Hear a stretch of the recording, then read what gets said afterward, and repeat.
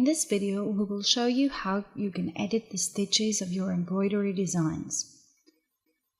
Using the Edit Stitches icon in the Tools toolbar, you can run a special mode where you can see and edit the individual stitches of a design. Notice that in order to edit stitches, you need to be working with stitch data, such as an imported embroidery file. Let's load an existing JEF file. Now, if you run the Edit Stitch mode, you can easily select one or more stitches and move them. Click and drag to move any stitch you like. And you can also select multiple stitches and move them all at once.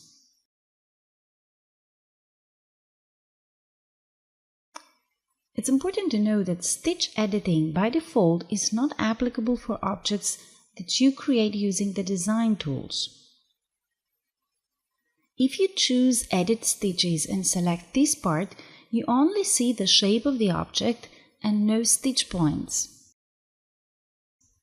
This happens because the software uses an intelligent mechanism to automatically adjust various parameters about the embroidery and the sequence. When this functionality is turned on, we are not allowed to edit stitches. But if you want to take over and make stitch edits yourself, you need to turn off the auto functionality. If you press auto once, the mechanism is turned off, and now you can see stitch points and edit them.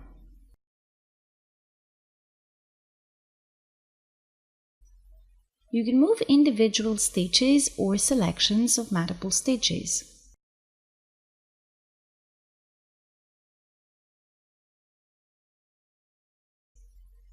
Now, if you right-click on any stitch, you have various options available. First of all, the selection options. Select all stitches. Select none. And invert selection.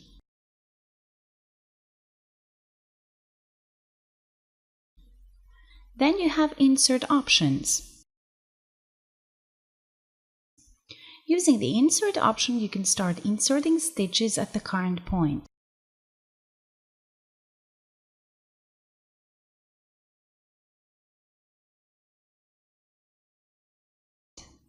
Using Insert at End, you can start inserting stitches at the end of the object.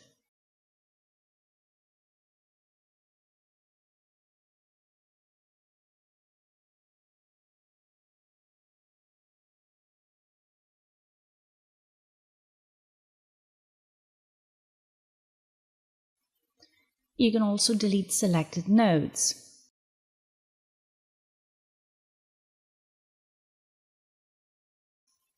And finally, you can hide all stitch points except for the selected one. Now, if you decide at any point that you no longer want the stitch edits, you can right-click on the object while in the selection mode and use the Clear Stitch Editing option.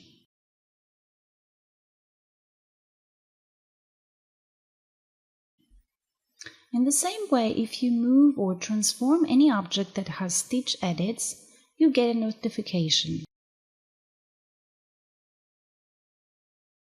For example, this object was enlarged and the notification warns that the stitches were not regenerated to match the new size.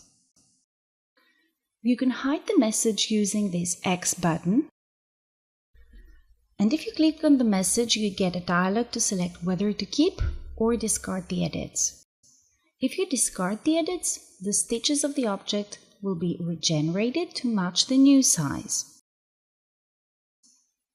If you just want to edit an object and then let the software automatically handle the new one, you can turn on the auto function.